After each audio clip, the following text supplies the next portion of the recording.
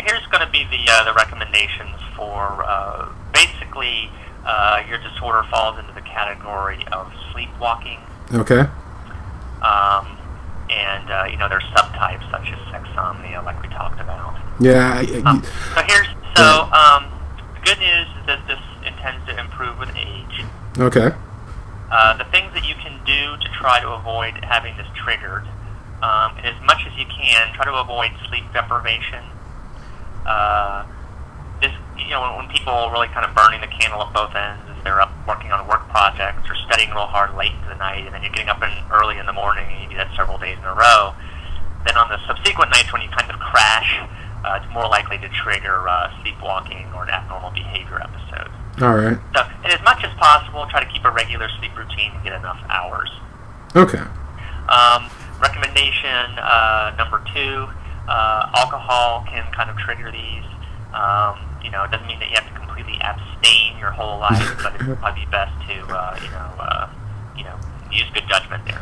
And then the third recommendation, which we recommend to everybody, and we already discussed this when you're here, it's important to keep your sleeping environment safe.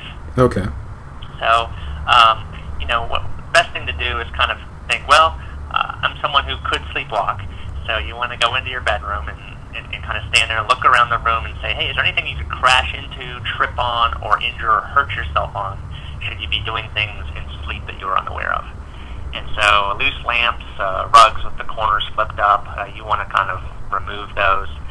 Sharp objects, scissors, weapons are best to be left out of the bedroom. If you have a bedroom window that you could crash into, it's good to hang heavy drapes or even put the bedroom dresser in front of it. I have bars on all my windows, thankfully. Okay. All right. So, it's basically a common sense thing. It just involves actually walking into the bedroom, standing there and saying, hey, could I hurt myself on anything in here? All right. And so the final thing is potentially medication treatment. Such as? The commonest one, kind of standard, would be something called clonazepam.